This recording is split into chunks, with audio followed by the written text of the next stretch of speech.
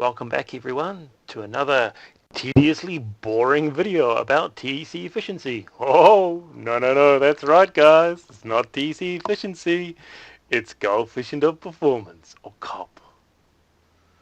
Well, I've decided to make myself really have a hard time. I've decided to do a video about actual TEC efficiency. And you're going, what? I've watched 4 videos and we haven't started talking about TEC efficiency yet? What have you been doing wasting my time? Down arrow! Down votes!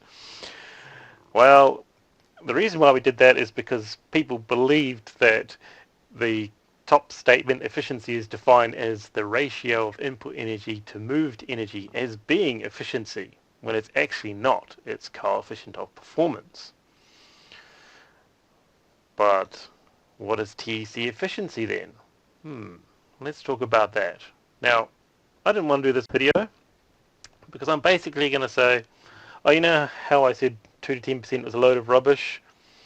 Well, it could actually be true, but just not in the way everyone has defined efficiency. So let's talk about TEC efficiency versus TEC co-op. You awake yet? No, just put you to bed, haven't I? Right, co-op is moved energy to input energy versus efficiency, which is movement to input energy. Now, this is a subtle difference, but makes a huge difference. So co-op, or what we had defined efficiency as in all other previous videos, as efficiency is defined as the ratio of input energy to moved energy, which is not efficiency, that is co-op. So we can put in some electricity here. Okay, 100 watts. Yes, I did learn how to draw from preschool, and I have not left preschool yet. And then we are concerned with the amount of heat here, which could be 2000 watts. And co-op is input power coming in, versus heat moved through the TEC. That is co-op. That's not efficiency. So what is efficiency? Efficiency is input power, which is the same 100 watts, versus movement. Okay, so that is the ratio of power coming in to how much of the power that's coming in is actually going into movement. Or if you like, so we have this load down here, how much of the power that's coming into the TEC is actually converted into movement of heat to the other side. And that is efficiency. So that number will always be less than 100. So for 100 watts that go in, less than 100 watts of input power will be converted into movement of heat. Okay, so let's say the input power is 100 watts, which we've already decided, and 50 watts is actually turned into movement. What happens to the rest of the 50 watts? Well, for a start, that's a 50% efficiency. The rest of the 100 watts gets rejected as heat. So to the hot side, you will have heat. Well, actually, all of the total input will actually come out as heat,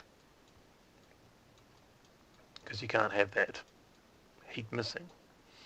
But from an efficiency point of view, in this equation, we've got 100 watts going in, and 50 watts, or 50% of that, is actually transferred into movement.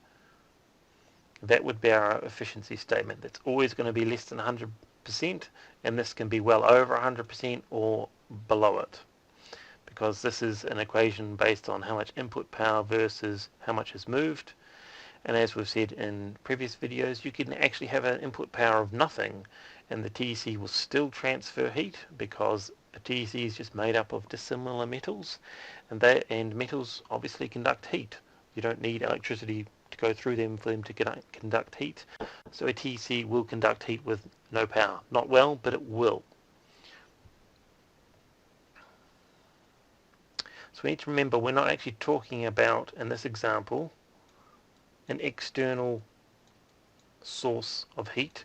We're purely talking about its input power versus its movement, whereas our co-op has two separate heat/power sources, one that it's moving and one that is powering the device. Now, this number I just made up of 50%. It is almost certainly going to be significantly lower than that. However, so it could be the 2 or 10%. Wow, that's shocking stuff. I have done almost no research into whether or not what the actual efficiency is. It certainly could/probably is the 2 to 10%. The reason why I haven't gone on about that is that, frankly, no one refers to TEC efficiency like this. They're always referring to co-op. Now, I've made the bold statement that always is a bold statement, and that's probably not true. I'm sure some people do actually use it correctly, but 99.99% of people, when talking about efficiency, are actually talking about co-op, not efficiency. So technically, people can be correct that the efficiency of a TEC could be between 2 and 10%, but that does not prevent a TEC from moving 2,000 watts with a 100 watt input, or a co-op of, I don't know, whatever that's going to be, a lot, well over 100%. So they're sort of independent of each other, but they're actually not.